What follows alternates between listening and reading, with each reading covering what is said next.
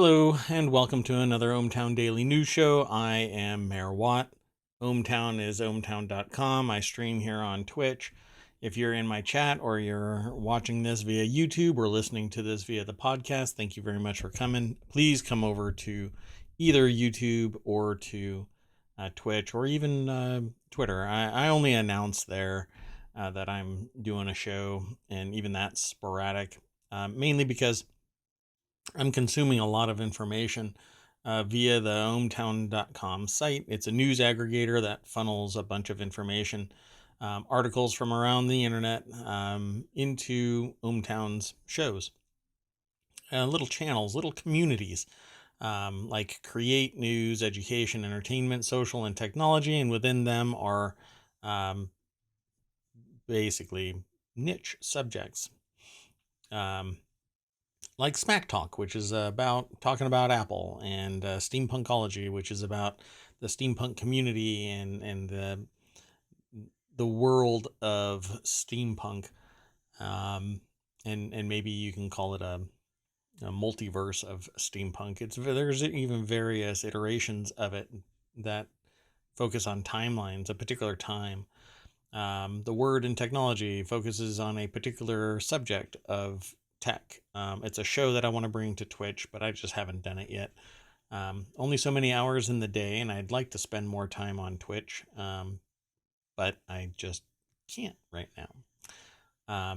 Including today, for the last week and a half, since the first, I've been struggling with trying to get everybody to just back off from needing me in the middle of the day or something else happening that's pulling me away. And for years, this stuff has kind of happened, but I'm struggling to stop it from happening now because I really want to do this all the time. And so today was a unique one because this hasn't happened for quite some time, but my site crashed and couldn't figure out what it was, and still to this moment don't know what it was.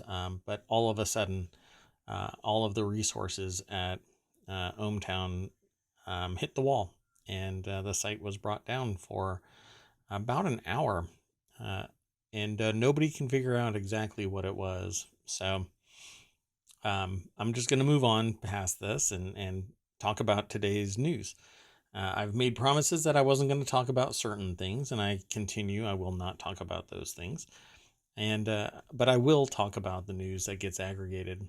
But I will make a conscious effort to avoid, unless somebody asks me to talk about these things that are just kind of it's done. There's no need to talk about it anymore. Although I do have I do have some knowledge of a tenured professor who is talking about it in such a way that it's people are pointing fingers about being triggered in both directions. Oh, excuse me, a hiccup. In both directions. Here, let me try and stop these hiccups. Anyway, so let's just get into today's news. I think this is awesome. Black Adam trailer. Dwayne "The Rock" Johnson, or let's just call him Dwayne Johnson, stars in DC's anti-hero movie. DC comic fans are getting closer look at Dwayne Johnson's Black Adam in a new action-packed trailer. Black Adam stars Johnson as the powerful anti-hero and sworn nemesis of Shazam, who was played by Zachary Levi in the 2019 movie, and in the upcoming sequel, Shazam: Fury of the Gods, coming next year. I think Johnson's going to bring a tremendous amount of charisma to this particular DC hero. He just has a commanding presence. It's quite impressive. Now, I am not the biggest fan of DC's ecosystem. I'm not a big fan of its universe, of its world building. I don't know how to describe it. In the past, I've described, well, I won't even bother. But at any rate, this article is over at Variety.com by Wyatt Grantham Phillips. And so it says Johnson was originally supposed to enter the DC universe as Black Adam in 2019 Shazam. However, his role was scrapped when the spin-off of his character was greenlit in 2017. In October 21, Johnson debuted a first look at the film on Twitter, which showed Black Adam breaking out of imprisonment after 5,000 years of captivity. This is all from the article, and you can go over and read the rest of it, really. But let me see if I can. There's so Shazam is an acronym that stands for the 6 ancient heroes whose powers Shazam, the entity, contains, empowered in the one. But it was broken up into Solomon, Hercules, Atlas, Zeus, Achilles, and Mercury. And so I think that in the new one, like his family from the first one, they all have these superpowers aligned with this particular set. I haven't followed the omniverse of DC, but Black Adam is the anti-hero and enemy of Shazam, the entity, not the plurality. So I'm not quite sure what is going to come out of this, but it'll be interesting. And I haven't ever been interested in the comics from DC. So we'll see what comes of this. But I encourage you to go over to the Variety article and take a gander at it. Let me throw the URL into the chat, and you can follow that over. You can wait and we can chat about stuff. The rest of these articles, I've got about 19, 20 of them. The next article is the Apple Passkey feature will be our first taste of true passwordless future. Apple and other tech giants want to get rid of passwords for online accounts and apps. Here's why that's going to be a great thing for your online account security. Let's click this link. It'll take us over to Apple Insider. I would love to get rid of passwords, passphrases, and lock it to my identity. And devices that I have on me that are locked to my identity. Obviously, the duty of care here is that you are in possession of the actual keys. So whatever it is that validates your identity beyond the often lost or timed out password. It's an archaic form of a key that is bound really to be lost to the degradation of memory over time. And sometimes you don't use it for a long period of time and suddenly you've forgotten it, and you have to do a password reset anyway. And it's a 1, 2, 3 kind of a step to recover a lost password. So why not make it frictionless and basically give your devices, your phone or your watch or whatever, a means of validating your identity, particularly if your face is the key. I know that I can open up my MacBook Air and formerly my other MacBooks, and it will automatically see my face and unlock. And you can do that with Windows as well. But I can do it with my watch remotely. I've had to do that before to give access to somebody who wanted to be able to get something from my computer, and I wasn't in the office at the time. Anyway, this article is over at appleinsider.com by Mike Peterson. And so they talk about this. It says, while passwords may be familiar, they actually come with a number of disadvantages that passkeys could address. Here's what you should know about the feature and how it signals a broader move toward a more secure online ecosystem. So what are passkeys? Apple Passkeys are essentially a type of biometric sign-on standard. Instead of typing a password to log into an app or online account, you use a passkey stored on your device. Passkeys are based on Web Authentication API WebAuthn, a security standard that uses public key cryptography for authentication. You can think of a passkey as a digital version of something like a hardware security key. So they're There are a lot of different versions of this. So, like the government uses CACs, common access cards, that have bits of information embedded in them. But those aren't solely the only way that you can get in. You need the CAC card and your password. Once you set up a passkey on an account, you'll be able to use it to log in by authenticating with either Face ID or Touch ID. And that, I think, is brilliant, as long as the more sophisticated mousetrap can't be circumvented by more sophisticated mice. And that is kind of the nature of cybersecurity and security in general. The lockpicking lawyer, for instance, you build a superior lock, and someone as brilliant as the lockpicking lawyer will figure out a means to circumvent that. Look at it with a unique set of eyes, and you can find a different way in, be it analog or digital. It doesn't really matter. So eventually we'll get away from physical keys and memory in terms of passwords. There are passwords and there are passphrases. Now there are pass keys, and pass keys are tied to something physical of you, not just you remembering something and typing it in. Do that with two-factor, and you've got something along the lines of you attempt to log in somewhere, and it notifies you that somebody is attempting to log in and then requests you to enter the pass key. And so it's a very robust system. And essentially it requires you physically being present, again, unless somebody figures out how to fake a fingerprint or make a hyper-realistic mask of you that can duplicate the Face ID mechanism. And I'm waiting for that to happen. I'm sure that there might be something out there that's like CIA level, but I haven't seen anybody hack with a face yet.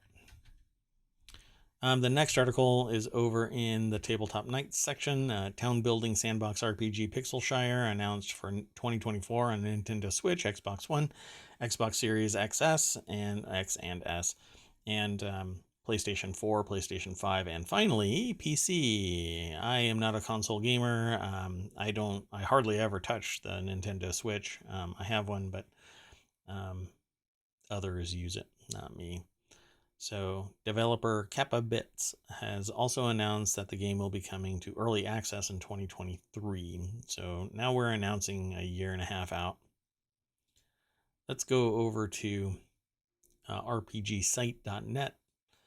The author of this is James Galizio, and I love pixel games like this. It's just a lot of fun to play these things, and they're chill, and that's kind of my style. Not crazy screaming and hyperactive, and just kind of like a controlled dumpster fire of activity. This is kind of chill. It's kind of fun. So that's what I'm looking for in games. I guess I like being chill in my downtime. So at any rate, it says, build the town of Pixelshire and grow your community in a unique RPG sandbox which makes life sim elements with town building, exploration, and combat. Express yourself by planning the town to your liking, master trades, get to know your neighbors, and explore the continent of Arcadia.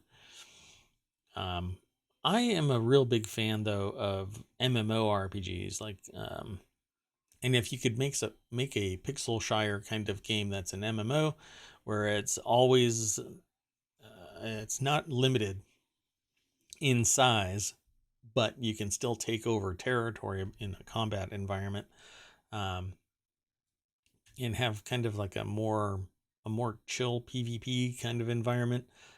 That would probably be ultimately my perfect game. Although I do play first-person shooters and whatnot when I get a chance, but usually I don't have a lot of time to commit.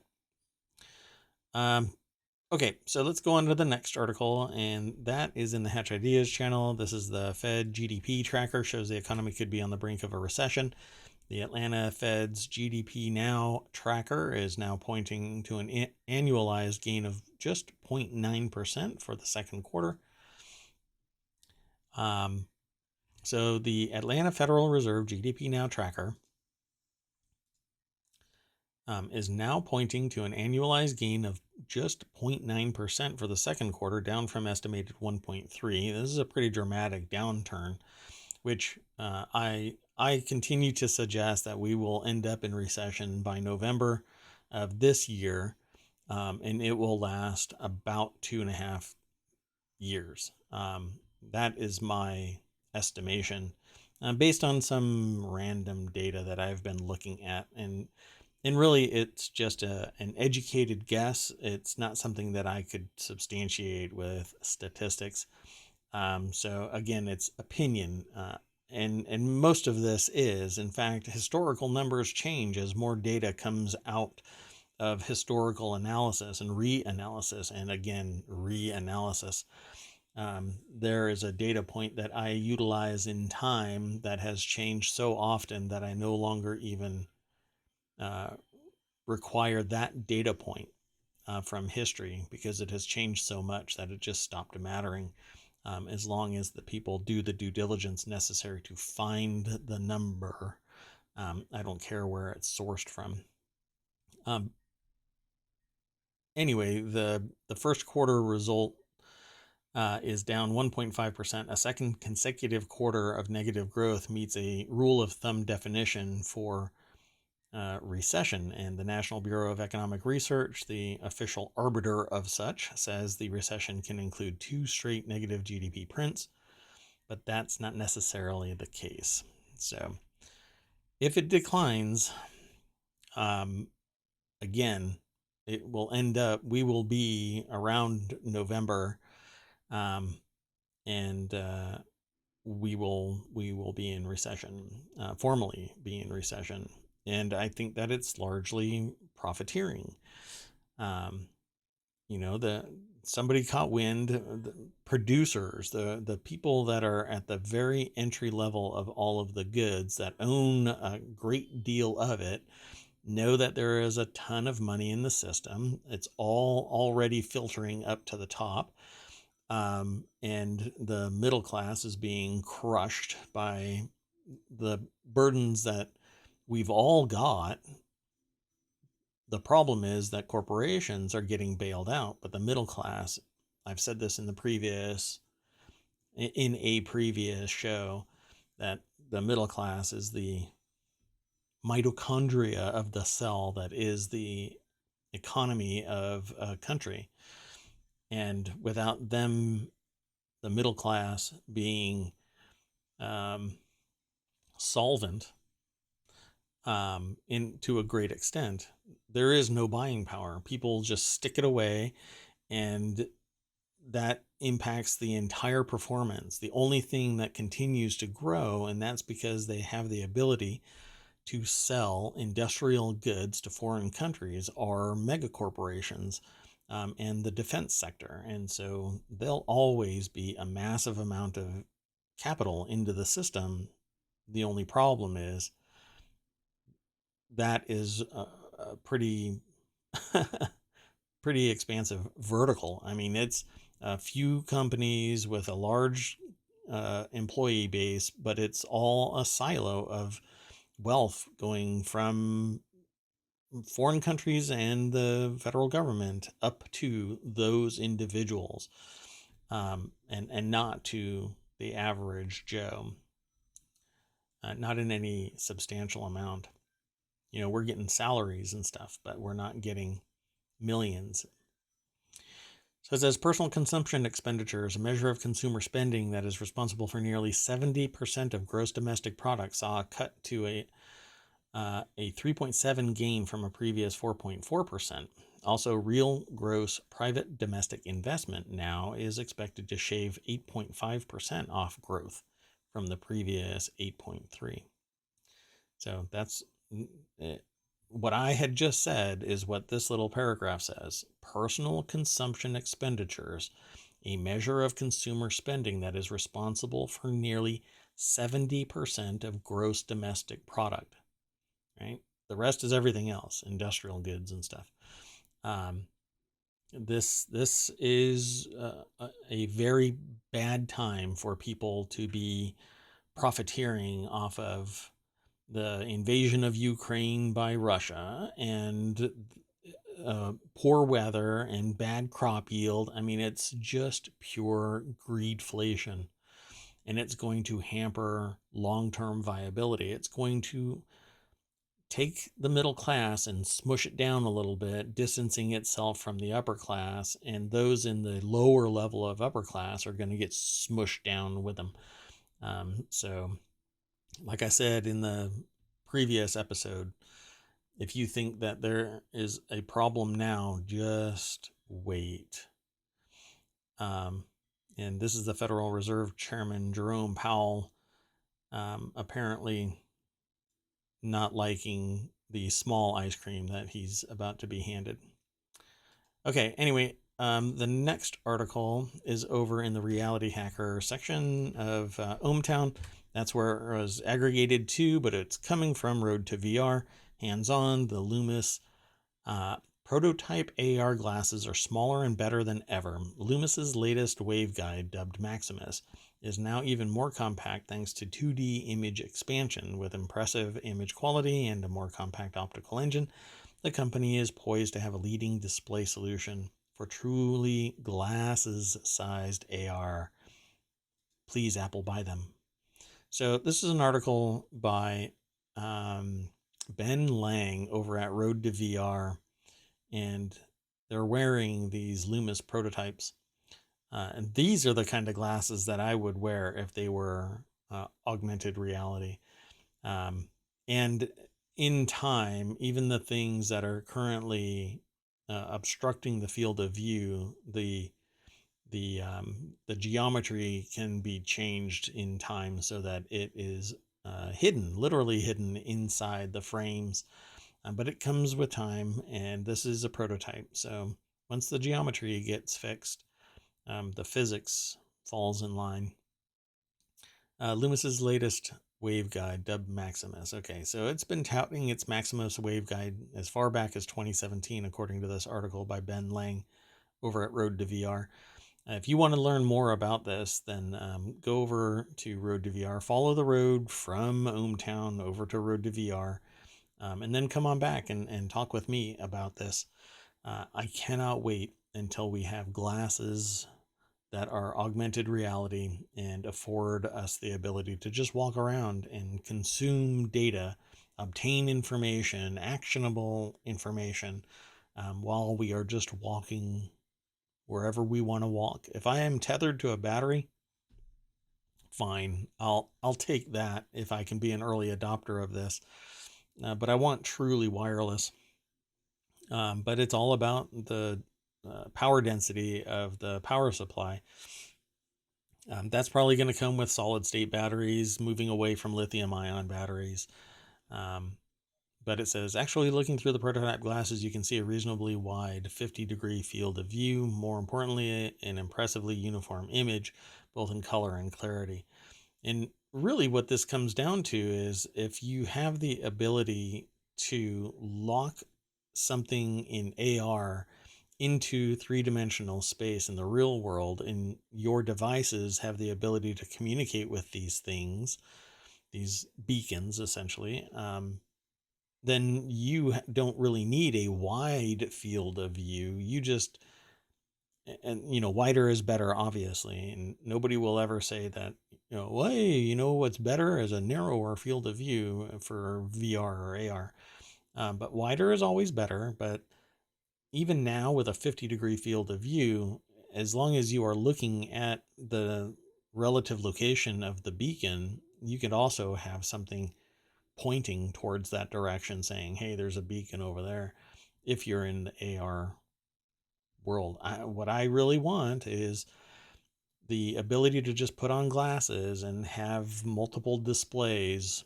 thrown up in my three-dimensional space without having the monitors in front of me.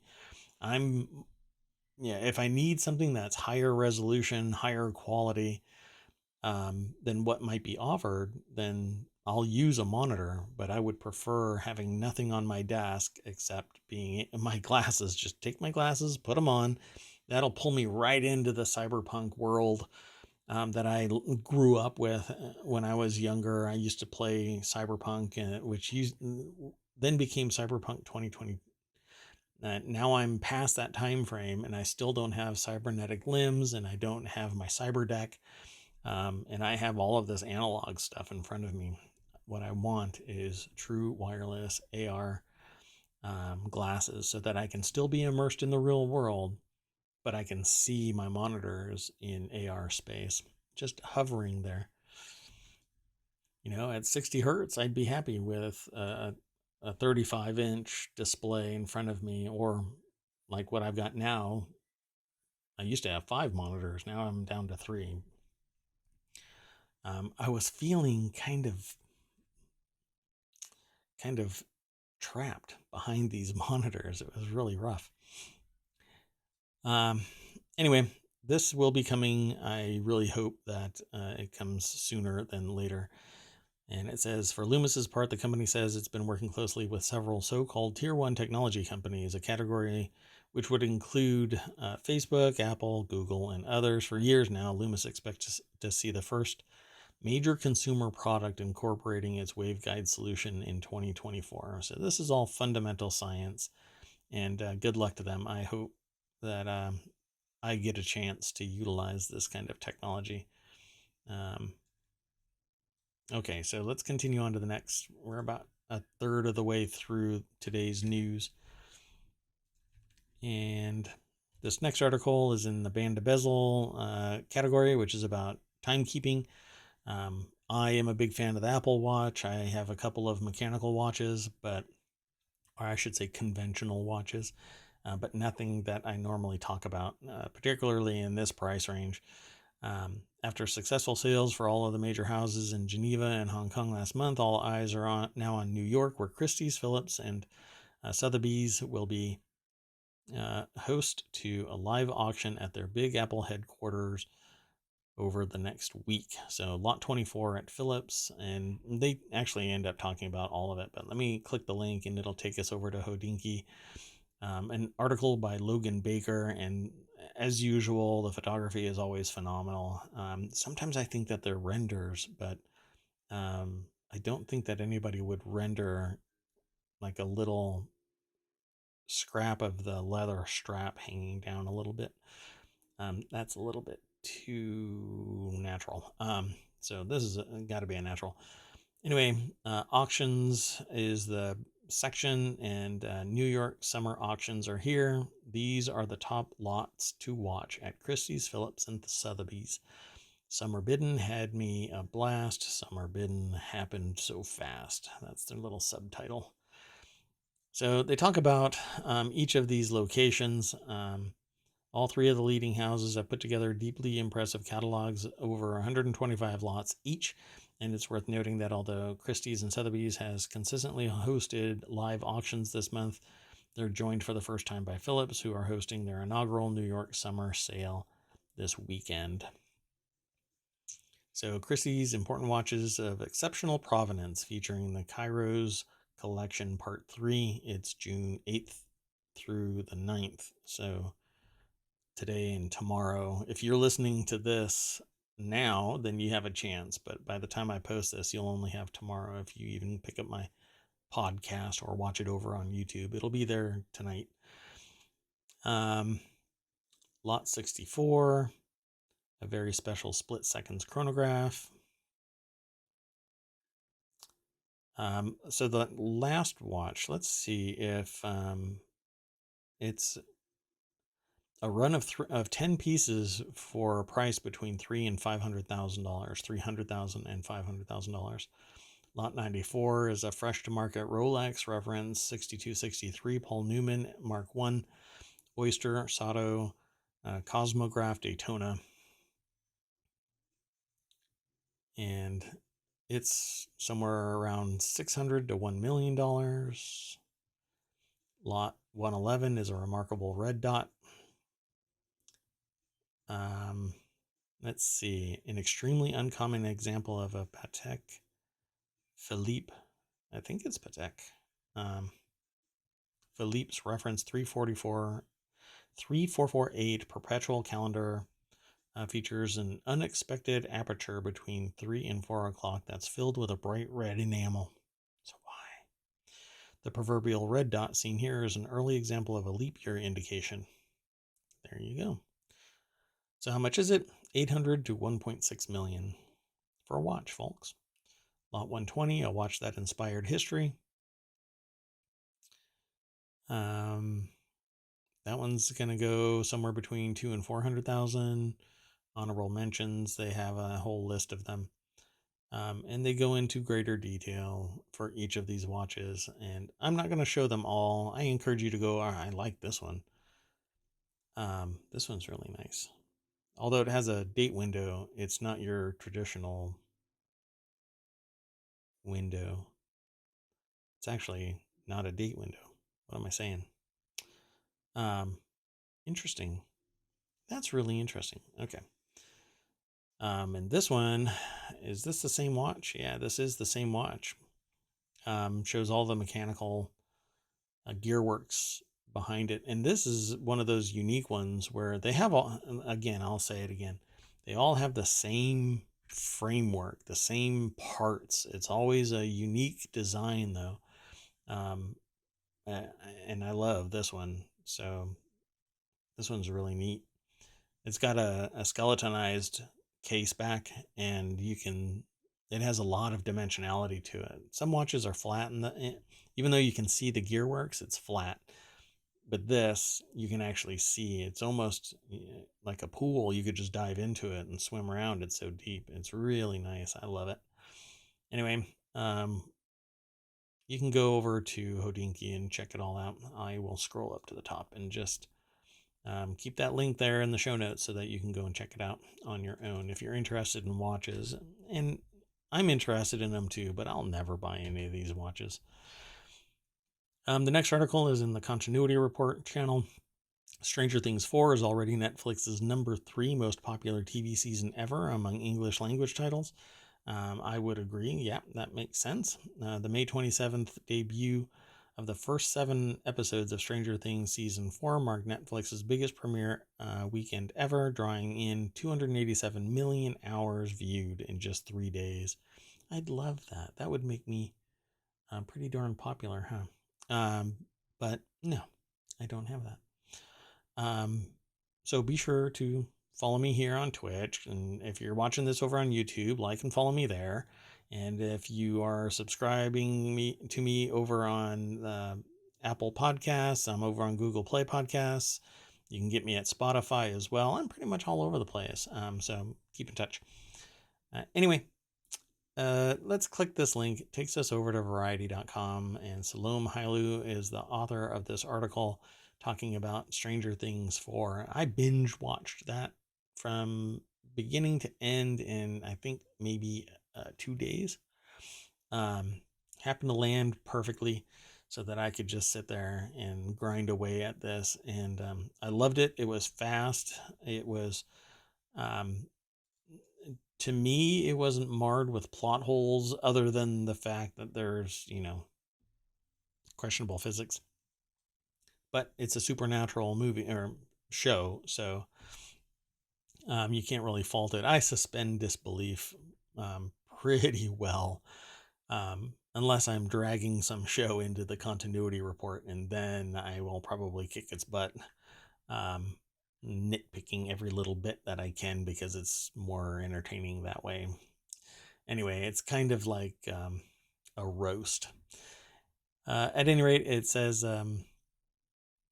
that meaning the Stranger Things season 4 still has 18 days to move up even higher on the chart because of the first 28 days of availability. According to the streamer's newly released weekly top 10 rankings, Stranger Things Season 4 Volume 1 has also smashed the record for most viewed show in a week among Netflix English-speaking TV series, with 335 million hours watched from May 30th to June 5th. So the previous title was Bridgerton, which racked up 252 million hours. Might as well round up. The week of March 28th to April 3rd, its first full week. So blew past that. But Squid Game still holds the overall most. Yeah, as more people become... Stats like this are dependent on time, so they're very temporally focused. As more people learn about the show, the service, or whatever, the number of hours viewed increases. So it's very subjective based on the time point. If a bunch of people, if it goes viral, then suddenly people are enrolling in the service and then watching the show and then disenrolling. But I think that this is always taken with a grain of salt. It's kind of like the time value of money thing. If you invest money now, it'll be worth more later, naturally, unless there's other things going on. But money in hand is worth more than possibly the future value, depending on where you invest it and if you leave it alone. There's a lot to it. But anyway, so this whole thing about it being the number one, yeah, locked in time, it will be number one. But in the future, you just never know. So that's pretty cool. And right now it looks like Netflix's top 10 list has Stranger Things season 4, then 1, the original, and then 2 and 3, all taking the top hours viewed. So pretty neat. And I loved the show. It was pretty cool. Okay, so the next article, and it brought some 80s music back from the shelf, I guess you could say. In the next article that's in the Continuity Report channel, Paramount chief Brian Robbins on the blockbuster success of Top Gun Maverick and getting close to the starting line with Star Trek. Paramount has been on a sizzling run, all 5 of its 2022 releases. A crop that includes Scream, Jackass Forever, The Lost City, and Sonic the Hedgehog opened in first place at the domestic box office, with Top Gun Maverick outpacing them all, the sequel to the beloved Tom Cruise film. This has actually brought about a lawsuit from the heirs of the original article of which Top Gun, the original 1986 movie, was based off of. Although they say in the movie itself that it was not even inspired by, it was suggested by. I think that's the phrase, suggested by. And I think that that's really interesting for a show to say. That said, they're actually the family of the author had the ability to terminate the license, and they had to do it within a certain time frame. They had to wait a certain number of years. There was a really small window. I think it's like 5 years that they had to get this done. It's all part of intellectual property law, and they did it. But Paramount paused the release of Top Gun because they wanted it to be in theaters, not just a direct release.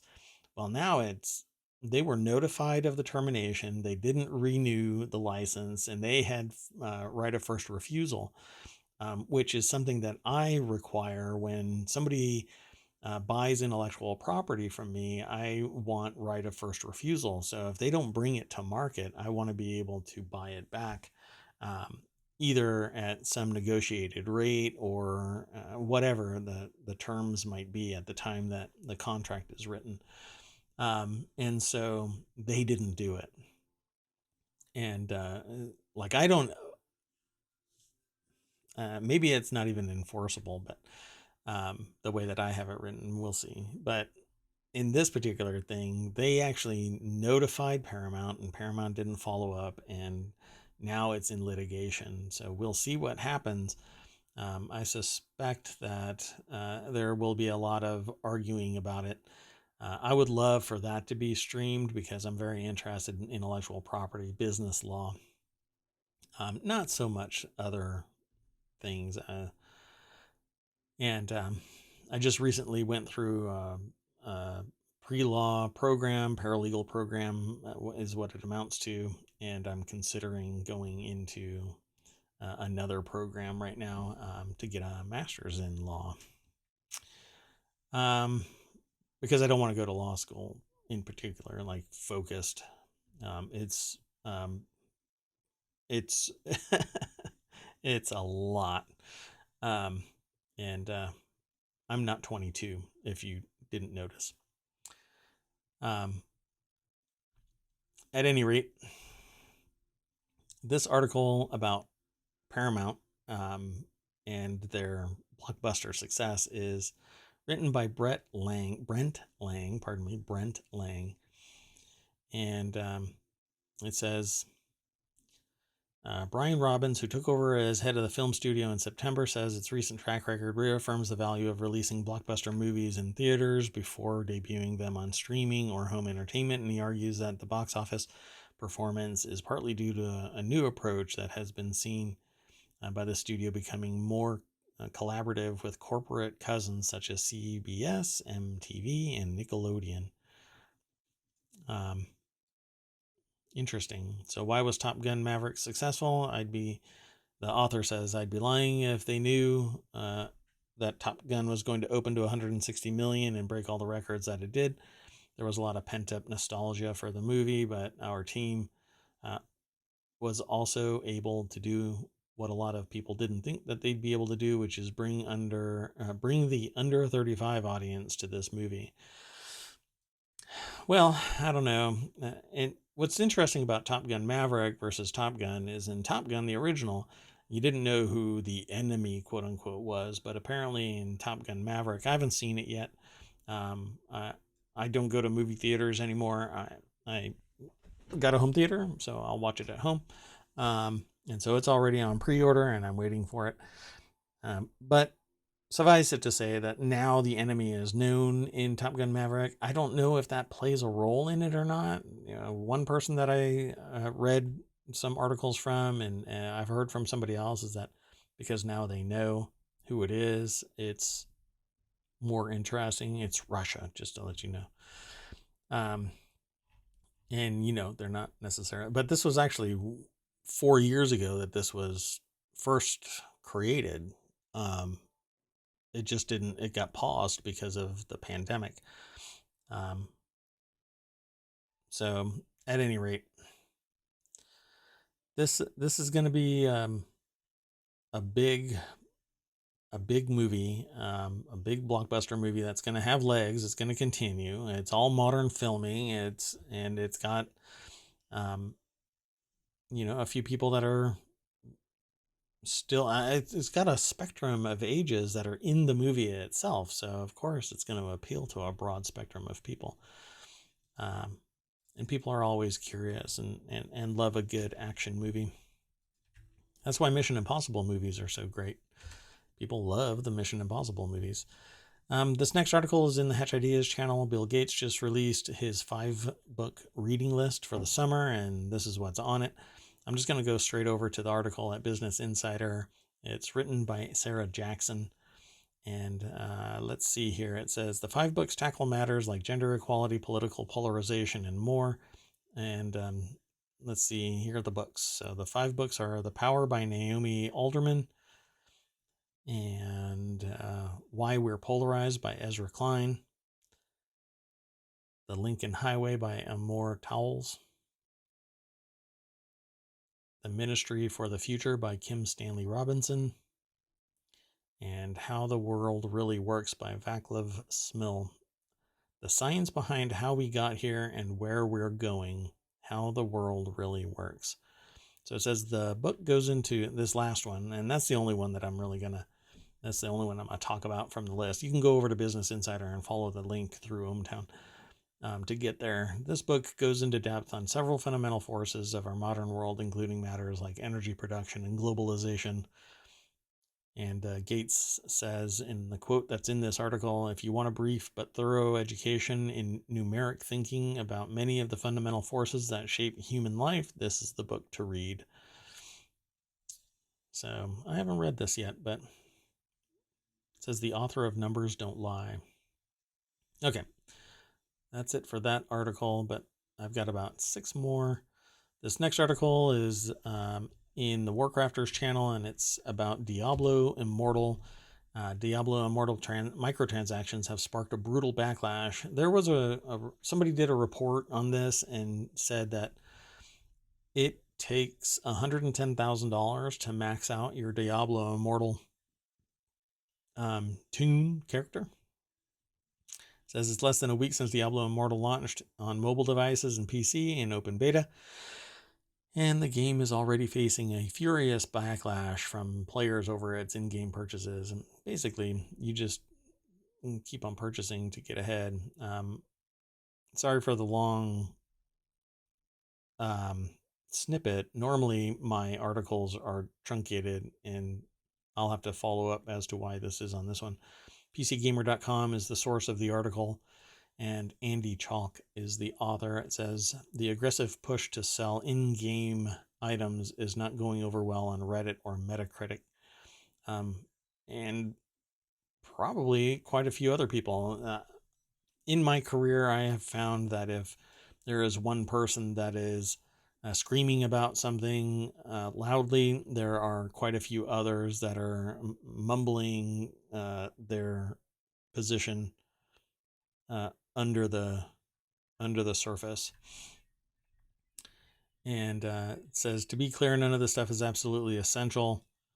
And principal designer Joe Grubb told PC Games N, I don't know what that is. And yeah, it just says PC Games N in May that microtransactions are for optional purchases that are always a bonus. They never circumvent core gameplay. Nonetheless, the extent of the microtransactional push has sparked a powerful blowback. Well, you can say that about any mobile game. All of them are there to give you the endorphin rush for winning, and there are a lot of people that push it, for their own means, for their own end, which is fine as long as everybody knows that it's similar to gambling, and as long as you address it, then you should be just fine. Don't go into debt playing a game, folks. And you can't blame the developer. Everybody knows that games with microtransactions are designed to stimulate you into playing the game, and you eventually hit a barrier in the game, and the only way to overcome it is to either grind, or you pay. That's just the nature of these games. So this next article is in the Mobile Channel. Man says excruciating 17 days in jail was caused by airline's mistake. Michael Lowe says that he was celebrating 4th of July with his friends in New Mexico last year when the cops showed up to investigate a disturbance. Before he knew it, Lowe says he was being taken away and booked into jail, but his alleged crimes had nothing to do with the party. There was a warrant for his arrest out of Tarrant County, Texas. Let me click that link and it'll take us over to The Hill. And Alex Mardishow, Nexstar Media Wire, is the author of this article. I'm going to pause this video. So Lowe says no one bothered to explain to him what was going on for 17 excruciating days and nights in the Quay County Detention Center. It wasn't until later Lowe realized he had technically been to Tarrant County on a layover flight through Dallas-Fort Worth International Airport. Now Lowe is suing American Airlines, saying the company is the reason he ended up in jail. And it all started back in 2020. The lawsuit shared with Nexstar explains a duty-free store at the airport was burglarized, and surveillance cameras showed the suspect boarding American Airlines flight number 2248. That's the same flight Lowe was on. Yet when airport police asked American Airlines for a list of passengers on board the flight, the lawsuit claims the airline instead offered up just one name, Michael Lowe's. So it claims to show the burglary suspect included in the lawsuit. American Airlines could have provided an entire manifest for the flight or a list of all individuals who match a certain description, i.e., all white males over 18 and under 65. American Airlines also could have performed an adequate search to identify the correct suspect and provide his information to law enforcement. Instead, American Airlines affirmatively and wrongfully identified Mr. Lowe as the single suspect of the DFW Airport PD's felony investigation, which foreseeably led to Mr. Lowe being arrested and imprisoned for a crime he was innocent of.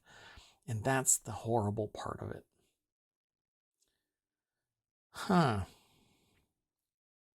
So after 17 days, a guard told him that he was being released. Yeah. And the police will be able to say they were just doing their job. So good luck on your lawsuit against the airline. The next article, let me do something here. I'm curious. Pardon me 1 second. The next article is in the Hatch Ideas channel. Eli Lilly's new diabetes drug continues to show promise as an obesity treatment. Eli Lilly continues to work on commercializing its strong innovation pipeline, which is a key reason why CNBC Investing Club owns the stock. This is an article over at CNBC. That was a smooth way of saying their disclosure of that they have an interest in talking about this. Kevin Stankiewicz, I guess his name is. Wrote the article for CNBC. Where is it? Oh, what the heck? Let me click this. Takes us over there. I don't know what's going on. Oh my goodness. Anyway, let me check something real quick.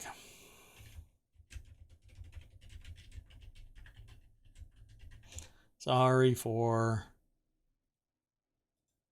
the dead air. I'll just have to move on. I'm sorry. Let's go on to the next article. Anyway, the diabetes drug that is lowering obesity. Basically, there is a very big tie between diabetes drugs and weight. In fact, people who are pre-diabetic and diabetic take certain medications, and that it leads to lowering weight. How the treatment works, I'm not absolutely, I don't know about the scientific processes of it, but essentially it lowers your blood sugar, it lowers your retention of fat, and you lose weight. But there is a new drug that I just read about that it's a series of injections. Each injection costs $11,000. And people, no, I'm sorry. I'm mixing two different studies. Sorry, because I just read two different things. The one about the obesity and diabetes is that there was a series of injections, and people who were given the treatment lost upwards of 40%, not upwards of 40%. It was 40% of their body weight. When normal treatment was 5 to 7% by just working out and controlling your diet, with this medication, it lowered dramatically people's weight. So I would love to get a hold of that because I have some weight that I can't seem to lose. I've gone so far as to buy a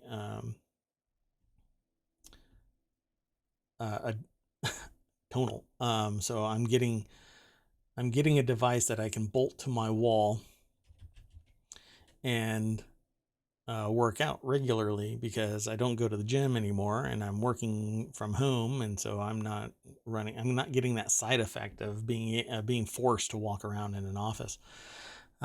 So hopefully a drug like this can be given to somebody so that they can lose, at a measured rate, a healthy rate, this excess, in those who are definitely in the obese side. Because obese is really a weird term. Because you would think that somebody who is obese is like really big, but that's not the case. I don't think that many people who are my size would be considered obese. So let me continue on. I get pulled down this rabbit hole. So the next article is in the Hatch Ideas channel. Microsoft HoloLens exec resigns. The HoloLens co-creator Alex Kipman is resigning from Microsoft. We'll go over to the source. It's over at Business Insider. And we won't go too far into this other than the fact that they are resigning. Current and former employees allege Kipman repeatedly got away with inappropriate behavior toward women employees, including unwanted touchings, something many suggested is part of a widespread pattern of misconduct in Microsoft. I think that takes place in a lot of organizations that other companies get accused of being woke, which, okay, why is that a slam on a company that they are woke? Hate to break it to you, but being enlightened and respecting somebody else's space and not treating somebody else like this, unwanted touching is just not acceptable. There's even language that you shouldn't do in the office out of respect for the people that are in the room. And, if you can read the tea leaves and read the room and even go so far as to even suggest, hey, does anybody care if somebody cracks an off-color joke? I mean, if you find out that nobody cares if you tell a blue joke, tell a joke. But it's not something that is generally accepted. So don't do this. Don't say things to people that, well, I don't know. The people that need to learn this lesson aren't going to listen to it. To the Title IX training and the ethics training that most corporations suffer everybody through. I would never sit there and touch people. I don't care. It's just not acceptable. 3 sources told Insider that managers warned employees not to leave women alone around Kipman. My God. I'm just going to leave this alone. I need to move on. The next article is in Mobile Channel. States considering nixing antiquated slavery language from founding documents. I don't know why you're considering it, states. Nix that stuff. Keep it in an archived version of the founding documents of your state. But for crying out loud, it isn't a part of history in that it is something to admire. Slavery language in your founding documents shows just how unabated your dehumanizing of other humans simply because of the color of their skin was. And it needs to go away. Remember it always as a feature of the creation of America, because it's true, folks. You can't ignore it. The founding of the United States, the history of the United States is even predating the United States, right? The moment we landed here, we started taking stuff from people, and everybody thinks that it's okay because, somebody said something. Oh, it's okay. It's manifest destiny. But no, and I'm not even suggesting that we have to give up everything, but the fact of the matter is ignoring it and saying that it didn't happen or that it's a respected part of your history and cultural heritage. You got to be absurd to think that way. Let it stay as a historical document, but remove the language from the founding documents as they are now, because founding documents and documents in general are living things. They should change with time to keep them temporally relevant, culturally sound, and respectful of all of the people that are in that particular region, that state. But hate to break it to you even more, just because I live in Louisiana doesn't mean that I am Louisiana, I can move to another state and I'm not Texan. I can move to California and I'm not a Californian. I'm a citizen of the United States. I just happen to be a resident of a state and a city and a town and a whatever hyperlocal location, Starbucks down the street. It, we have, we shouldn't be bound by this as an identity. But again, maybe it's just me. I'm looking around wondering, do people actually think that this is something that should be respected? Louisiana State Senate voted last week to add a measure to this year's ballot that would modernize the state constitution to explicitly prohibit slavery and involuntary servitude. The unanimous Senate vote came about a week after the House voted 96-0 in favor of placing the measure before voters in November. Sometimes enlightenment takes doing and not necessarily just putting it up for a vote. I know that sounds really dystopian, and I'm gonna leave this in my stream, and in the article, and in the posting and in the podcast over at YouTube and on Apple and all that. But it's considering leaving language in it that even begins to consider other people as slaves or even involuntary servitude in any way should have been nixed a long time before the 21st century. When we're sitting there figuring out quantum mechanics and being able to measure a quantum bit in one place and know what the quantum bit is going to be on the other side of the world, and you're still arguing about if slavery, there's something wrong with this timeline. Something seriously wrong with this timeline. A constitution that was adopted in 1974 still has the language. So this is an article over at The Hill by Reed Wilson. And so it says here, the current constitution adopted in 1974 prohibits slavery and involuntary servitude, except in the later case of punishment for crime. And that's speaking directly to the fact that if you're a prisoner in jail or prison, you can be forced to do work for pennies, and that those pennies are spent in jail for, an extra cupcake or something. And it's all of this. Every state that still has language in its constitution that revolves around slavery and indentured servitude, all of that, it should all be, they should all be admonished. It says founding documents in 19 states still allow some version of slavery or involuntary servitude as punishments for crimes. Now, there's a distinct difference between the two. Okay. But involuntary servitude is a different level of slavery entirely. I'd like to know what the difference is between. So it says slavery is permitted, although never actually used, in Oregon, Nevada, North Dakota, Minnesota, Wisconsin, Indiana, Kentucky, Tennessee, Arkansas, and Mississippi. And involuntary servitude is included, though never used, in California. Wow. Kansas, Iowa, Michigan, Ohio, North Carolina, Georgia, Alabama, and Louisiana. And all of those states should be forced to go look at a mirror. The entirety of the state should be forced to go look. And I'm not talking about the people in it, because there's a lot of people that just don't know about all of that. Maybe now, maybe they will hear about it in my stream, but most people don't even know that that's in the documents.